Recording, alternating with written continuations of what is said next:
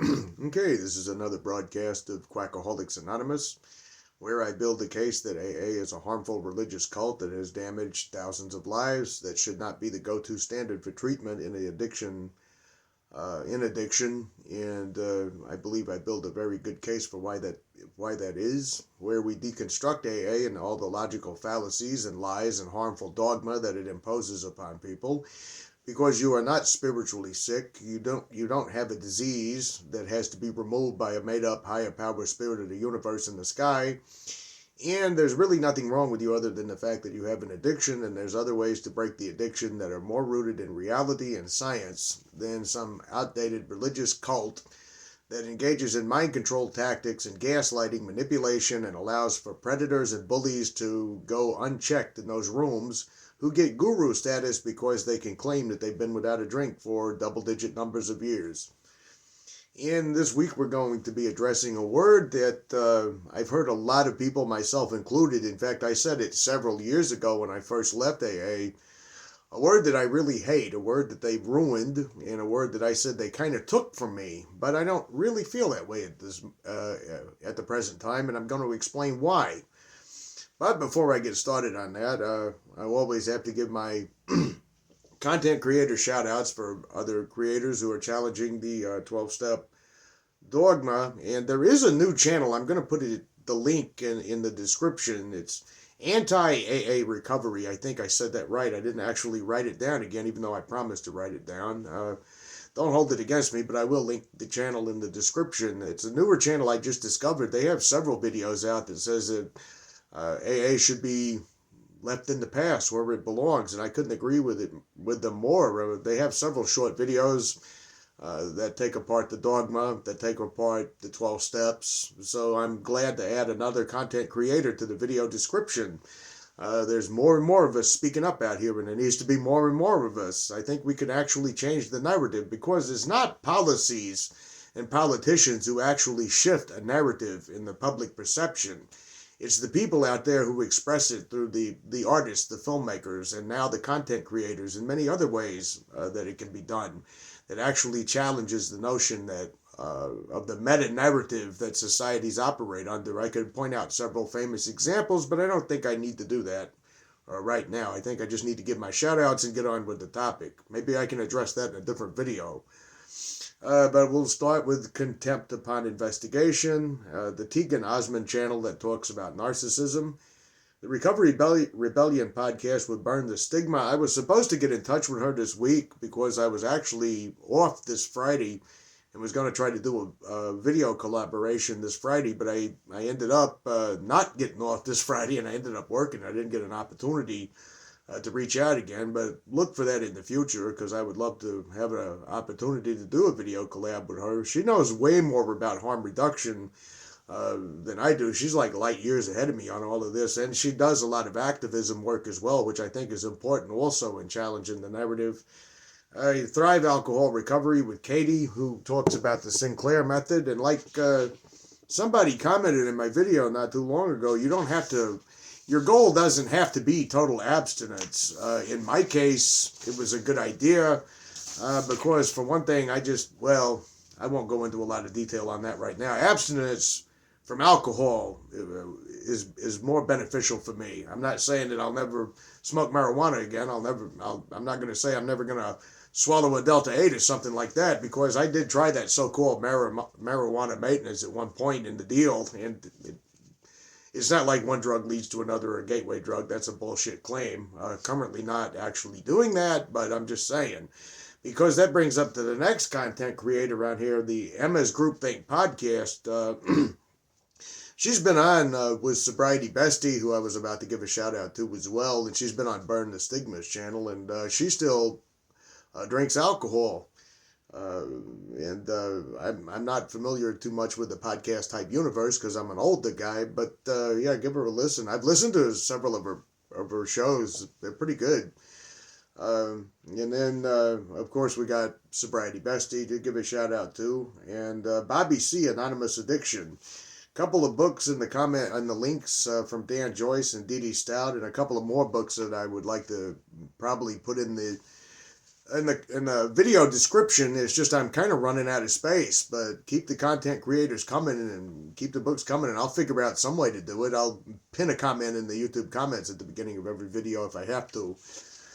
But now that we have gotten those out of the way, and if my notes are not a complete and total mess, I'm going to start by addressing this particular word, this word that I grew to hate with a passion when I was in AA. In fact, towards the end of my time in AA, I really despised it, especially when I saw people who were such utter pieces of shit, utter scumbags, garbage human beings that were always quoting this word, and they would always say it with this starry-eyed, awesome look on their faces. And that word is a word that we're all going to cringe when I say it, because a lot of other people hate it as well, and that word is spiritual.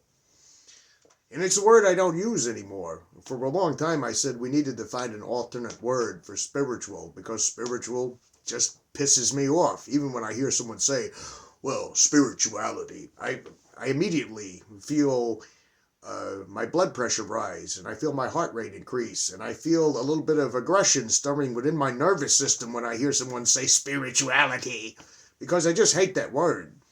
AA ruined that word. But here's the shocking surprise for this week. I'm glad they did. I don't use it anymore. Spiritual. AA tries to make that word almost a mandatory part of your vocabulary, an all-encompassing part of your vocabulary, and I don't use it any longer. And I'm glad they ruined it for me. Because they try to wrap every emotion, they try to wrap every insight, every flicker of honesty or anything major, anything that happens to you in your life under that umbrella term. That's spiritual. That's God. God. Like it's a broad stamp or a brand stamp on everything that has to do with the human experience is positive.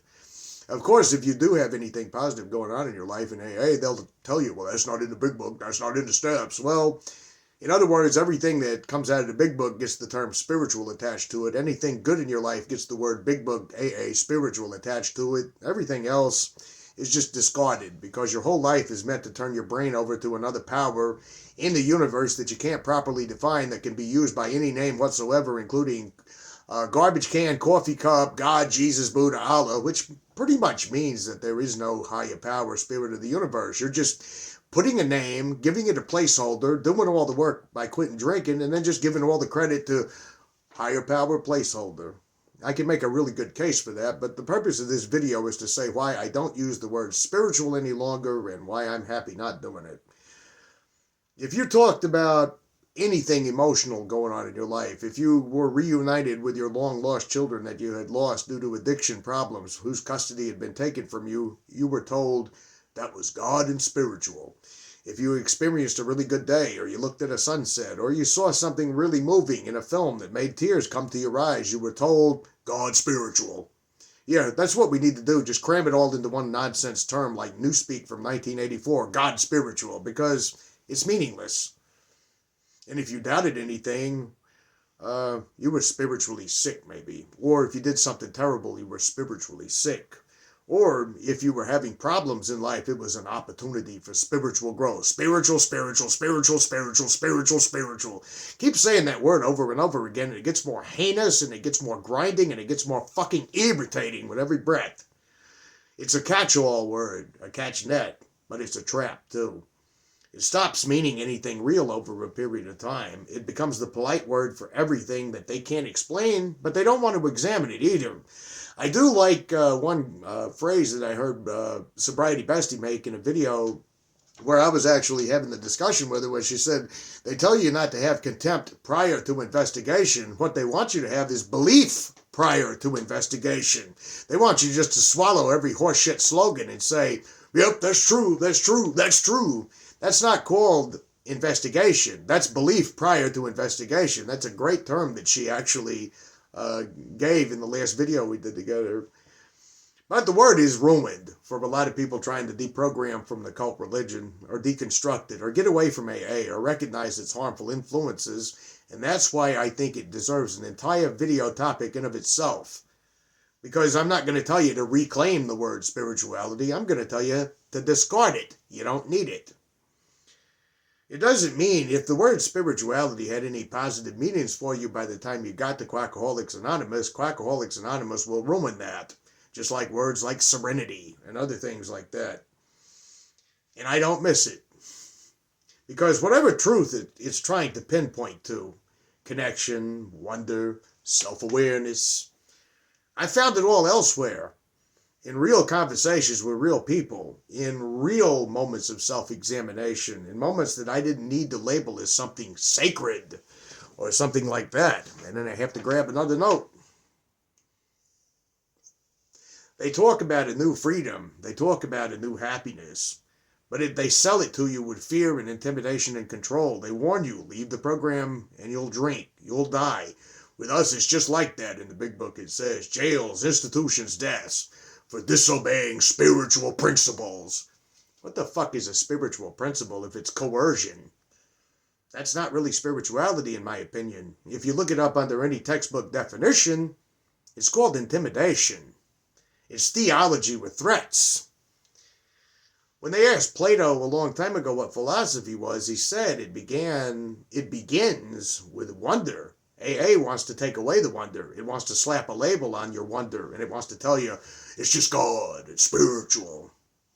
They build a cage around you, and they tell you it's by God's grace. That's your grace. Your grace is slavery, being in meetings for the rest of your life, confined to the 12-step dogma, confined to the 12-step meetings, and being told every day is a day where you get a daily reprieve based on the maintenance of your spiritual condition, which is a lot of horseshit gobbledygook, let's just face it.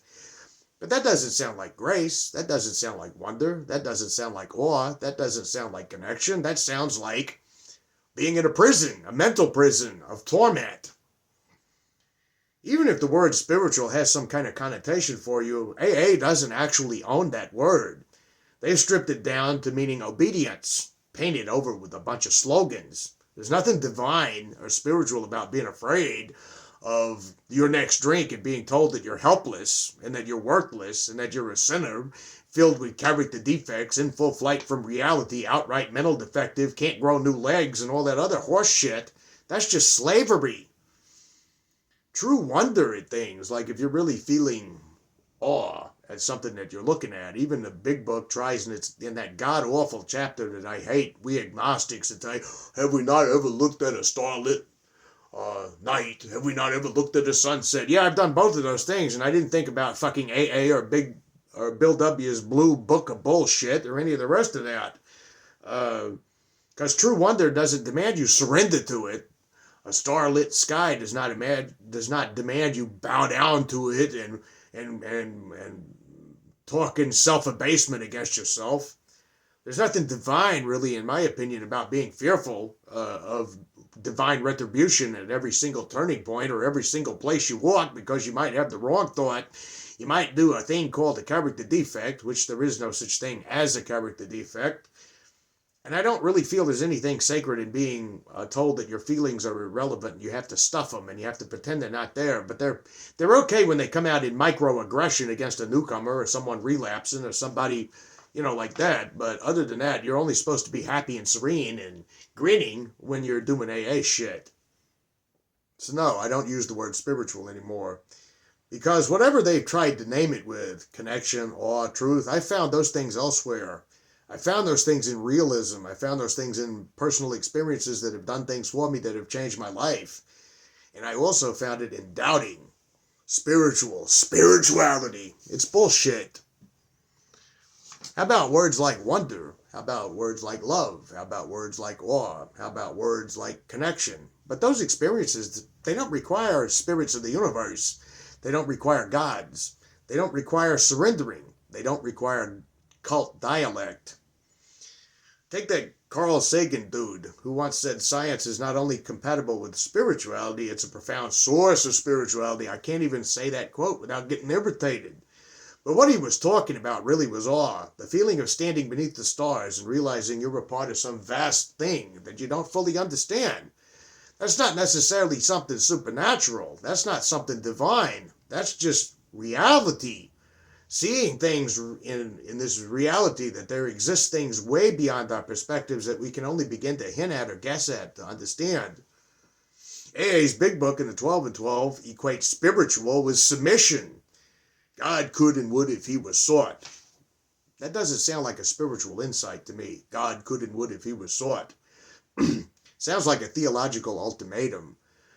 It implies that healing is conditional on belief, and that an invisible being is the gatekeeper to your recovery. That doesn't sound like empowerment to me either. That's superstition. If God could and would, then why the relapse? Why the suffering? Why can't he just do it? Why can't he do it whether he's sought or not? Why does he need you to be on your knees seeking it?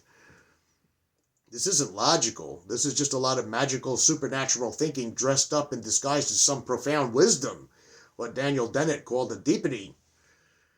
Or look at the 12 and 12 on page 15. It says, AA's 12 steps are a group of principles, spiritual in their nature, which if practiced as a way of life can expel the obsession to drink. Spiritual in their nature? That's a vague phrase, really. That makes very specific demands, though, doesn't it? Submission to a higher power. The obsession isn't expelled by clarity. It's not gained through insight. It's not supported by you trying to figure things out, like what triggers you and things of that nature, or maybe looking at root causes like childhood trauma or other things, or by just looking at the scientific fact that maybe there is a thing called OCD, like I have, where your brain kind of has a tendency to zero in on things and obsess about them. Or like what Sobriety Bestie said when she said she realized a lot of the things she was called an alcoholic was just a part of being neurodivergent. But AA takes these minor little things that could apply to anybody. Everybody gets rageful from time to time, I'm willing to bet. Everybody from time to time wishes they could run things. From time to time, I'm pretty sure a lot of us look at the country that we're living in now and say, I know I could do a better job than this fucking administration. That doesn't make us immoral. That just makes us human beings. AA tries to claim that's alcoholic.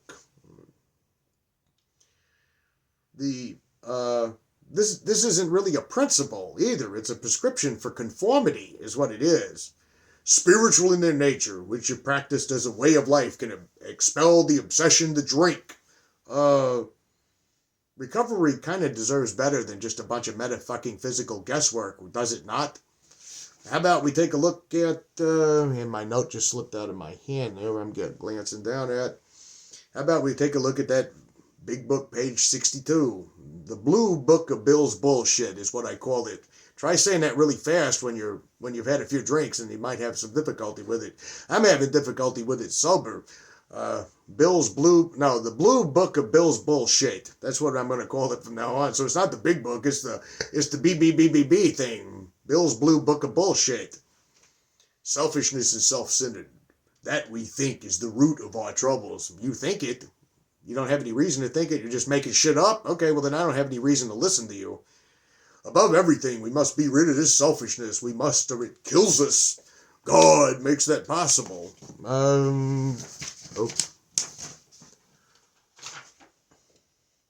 This frames survival as some sort of moral transaction. Eliminate selfishness and God will save you. But what if your selfishness is actually just a survival instinct? What if your self-focus is a response to trauma? What if a person who was abused as a child kind of is living in survival mode because they've been taught to think of every single morning when they wake up out of bed as a threat to their very life and survival? What if your whole entire life has been a series of being in reactive survival mode because of something you're going through or processing, which causes you to be in that survival mode, which kind of clouds your judgment and keeps you from thinking critically or clearly about everything, because when you're in survival mode, you're literally in a mode of fight or flight. Even if you're not feeling the adrenaline rush, you're still in that mode in your mind because of the way that you've had to live. But we're not going to talk about that. We're just going to say we must be rid of this selfishness or it kills us. It kills us. God makes this possible. This is a bunch of bullshit melodrama. This isn't psychology. This is religious moralism. And the solution isn't divine fucking intervention. It's understanding, maybe. It's compassion, maybe. And maybe it's agency and empowerment. How are you going to get to the root of your problems if they're telling you where to look for them? If they're telling you what the root of your problems really is? If you say, I had this experience that happened to me one time and it sort of caused me to feel this way in life, and they just say, selfishness, selfishness and self-centeredness. And if you say something else, fear's the opposite of faith. You're not being able to search and look for the root of your problems. How about step 2 in the 12 and 12? The moment we saw that God could do for us what we could not do for ourselves, the obsession vanished. Bullshit. How about this? That sounds like a textbook example of post hoc reasoning, meaning that you're concluding because you've stopped drinking, God must have done it. You're making a huge leap. You might as well say, the reason my car didn't start this morning is because I didn't have my lucky shirt on. If I'd had my lucky shirt on, the car would have started. The obsession doesn't vanish for the people in AA who quit drinking and credit AA for it. It's post hoc reasoning. It vanishes because you have community, because you have people, because you have stuff to fill your time with, and you become addicted to meetings. I'm telling you, the main thing that I saw most of the old-timers in meetings doing is living for their opportunity to do their daily performance in the meeting and beat down on some people and bully some other people around and walk around gloating at how much love and attention they were getting. That's their new drug. That's how they're able to quit. It has nothing to do with a divine command theory of a spirit of the universe in the sky somewhere. To credit God is to erase the real work that everyday ordinary people do, by the way. People who are really struggling. When I hear, when you say to yourself, I'm really struggling to overcome this addiction, yeah, it's you struggling. It's you fighting. It's you doing it yourself. Even if you say, I really didn't want to drink today and I ended up drinking again, it's you who's doing the battle. You who's doing the fighting. You who's doing it all. I've heard people talk about white knuckle sobriety. What do you think you're doing when you're white knuckling? You're the one doing it, not the spirit of the universe that materialized out of the blue book of Bill's bullshit. And then there is this part in the big book. The central fact of our lives today is the absolute certainty that our Creator has entered into our hearts and lives in a way which is indeed miraculous. Absolute certainty. Absolute certainty the Creator is here. I have absolute certainty that the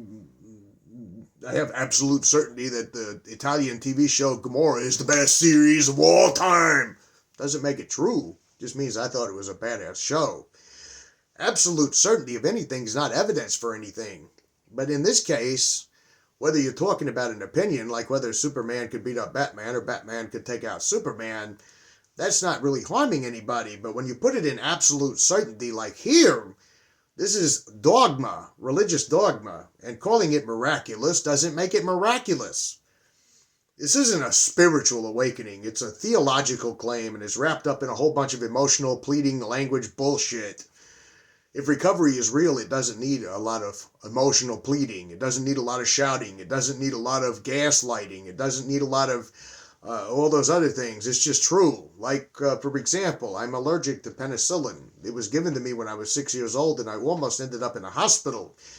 And even today, when I go to a doctor with an illness, the doctor gives me doxycycline. Although during sinus season, it seems like the go-to thing is Z-Pak. I just go to my favorite doctor. No, I don't have a favorite doctor. I go to my doctor, and my doctor says, well, it's that season. And I say, what season is that? And she says, Z-Pak season. But it's doxycycline. Now, I don't need to say, the central fact is this. I haven't taken penicillin because the Creator has entered my heart. It's just a fact. I mean, if you're looking up at the stars at night and you're feeling a sense of wonder, the wonder's coming from within you. The wonder's not coming from out of the stars. When you're looking at a painting, a magnificent painting in the Louvre in Paris, the only emotion connected to the painting is the emotion you're feeling by observing it. The painting is not emitting something. It's your perception of the painting that does it. If recovery is real, it doesn't require miracles. It requires truth. Literally, if we're going to do quotes, because like I said before, literary and philosophers didn't tell you this is what you must do. Plato didn't command you. Socrates didn't command you. The sophists, when they were mind-fucking you, they didn't command you. They gave you ideas to think about. when you read some of the works of the philosophers, be they the 20th century, be they the 17th century, be they the early Greeks, while they sounded absolutely certain because they were building a case, a strong case, they didn't say this and then say, you cannot argue against me or you're ignorant. You cannot argue against me or you're narrow-minded or you have contempt prior to investigation. They were expecting to be argued against. You know what I mean? If we want to use language, flowery language, or anything like that, you can use it without this AA divine command punishment theory, right? I mean, like, take Emily Dickinson. The soul should always surrender. The soul should always stand ajar, ready to welcome the ecstatic experience. Not surrender, not give up, not realize you're a garbage human being who needs brainwashing. They told me I was being brainwashed. I say, good, my brain needs washing. That doesn't sound like spiritual to me. That sounds like obedience. Emily Dickinson didn't need a big book to say to leave your soul standing ajar. I may not necessarily agree that there's such a thing as an immaterial soul as a materialist, but I understand her point. I understand what she's saying. Leave your mind open to wonder. Leave your mind open, ready to experience ecstasy. She found transcendence in poetry, in the look of a leaf, the slant of light. Her door was open to wonder. It wasn't handcuffed to dogma. Next note. Oops. I think I messed up again. Yeah, I did. I grabbed an old note from the other note. Or how about one of our old Roman emperor guys? And like I said it before, and I'll say it again. Beware of anybody who calls himself a Stoic right now, because I've seen so many toxic fucking assholes who spew the most garbage political opinions, say, well, you see, I'm a Stoic today. Marcus Aurelius. And this doesn't have anything to do with Stoicism. And I'm not a Stoic, by the way. But he did say, look within. Within is the fountain of good. And if it will ever bubble up, and it will ever bubble up if thou wilt ever dig, or if you look into yourself. That's not piety. That's you examining yourself. That's you digging in for your own truth. To dig means to think. It means to question. It means to stay present with what you find is real. That's called clarity. It's not spiritual fog of surrender, submission, and God. Or how about writer James Baldwin, who had said, you think your pain and your heartbreak are unprecedented in the history of the world, but then you read. He wasn't saying that you can't care, but you have to care, you have to give it away if you want to keep it. In order to have a spiritual experience, you got to recruit more cult members. He was saying you find empathy through education when you realize what other people are suffering with. That's imagination refusing isolation. He didn't get down on his knees and say, oh, I got to surrender, surrender, surrender. He opened his mind to new ideas by reading, by studying, by writing, by transforming it. Really and truly, I think what Bertrand Russell was saying at one point when he called philosophy a kind of imaginative adventure, wonder being the seed of knowledge. AA tries to take that away. Self-knowledge, self. The self is really pretty much the only way you can perceive the world. Can you perceive the world through my eyes? Can I perceive the world through yours? Can I hear with your ears? Can I see with your eyes? No. So, yes, self is all you really got. No matter how much you try to get away from it, you'll hear him, I got back in self. And then I drank again. Where'd you go when you weren't in self? I mean, I had to get outside of myself. I came to a meeting. How'd you do that? I mean, do you have some kind of transponder beam like in Star Trek to put you outside of you? You're here and it's there? I mean, when it comes to life, why not look at it like, say, Virginia Woolf, arrange whatever pieces come your way. That's up to you to decide. That's not submission. That's creation. And you get to be the creator of your life, not feeling the nearness of our creator in our hearts. You're the creator. That's the artist's definition of chaos, the act of shaping meaning with your own hands. None of these thinkers needed the word spiritual. They trusted inquiry, not authority. They found awe through curiosity, not conformity, not reliance. And it's far more profound than fear disguised as faith. They'll say fear is the opposite of faith. No, the opposite of fear is not fear. Shutting down your mind with slogans and submissions is not awe-inspiring. It's not wondrous. Look how miserable the rooms are. Look at the way that everybody's always so ecstatic when someone kills themselves or drinks themselves to death, and they can get angry and they can say some have to die so that others can live. Where is anything wondrous or spiritual in any of this shit? And even if you're a materialist in some ways like myself, I'm not saying hardcore materialist, but I lean in that direction. I don't know if you ever heard the song by, it's a really hilarious band if you've never heard of them. They're called Gogol Bordello, I think. They're kind of Russian sounding, and he has a song called The Super Theory of Everything, of Super Everything. That's the name of it, The Super Theory of Super Everything. And he has a lyric in this exaggerated Russian voice where he says, my brothers are accelerated protons and neurons. So yeah, there are atoms, there are neurons, there's also human reason. There is a lesser-known Greek philosopher named Democritus who said everything was made of atoms and the void, nothing more. And the atomists, as they were called, thought religion was just made up by humans and there was really no other purpose to life other than the fact that we were atoms. How right they were, and contrary to what Bill W. said when he's like, to be an atheist is to believe everything's going nowhere, spinning nowhere. Democritus was called the laughing philosopher because he actually thought that joy in life was pretty much hanging out with your friends. And Epicurus took that same idea to a different level. He said, so what if there's no purpose to any of this? Let's make a happy garden. Let's hang out. Let's enjoy ourselves. All things in moderation, though. Because Epicurus asked another question that AA members hate to hear. He didn't do what the other philosophers of the time was thinking. He didn't go around saying, what is truth? What is reality? What is this? What is that? He asked one simple question. And it's a question that gets made fun of, mocked, and scorned a lot in today's society, and has been for a very long time. The question he asked was, what makes people happy? And of course, there's a whole market on how to be happy. You can be happy if you do what we tell you to do. Hey, you can be happy, joyous, and free if you do what we tell you to do. But what if we honestly asked ourselves that question? You'd hear a multitude of people in those AA meetings. It's not about being happy, This is about being real and sober. This is happiness. What's happiness? Yeah, I really want what you have, and I'm willing to go to any length to get it, you fucking piece of shit, right? There was another philosopher centuries before named Aristippus, who I think would be a whole lot more like what I would align with, who literally said life is to be lived with pleasure. He said, I possess, I am not possessed. We don't actually have his real quotes. We have the dialogues that exist about him. There was a point where it said Aristippus was told by someone he was made fun of and mocked and kind of admonished for eating an expensive meal. And he said, well, it's not me enjoying the luxury that's bothering you. It's your love of money that's bothering you. And I could go more about him, but you get the idea.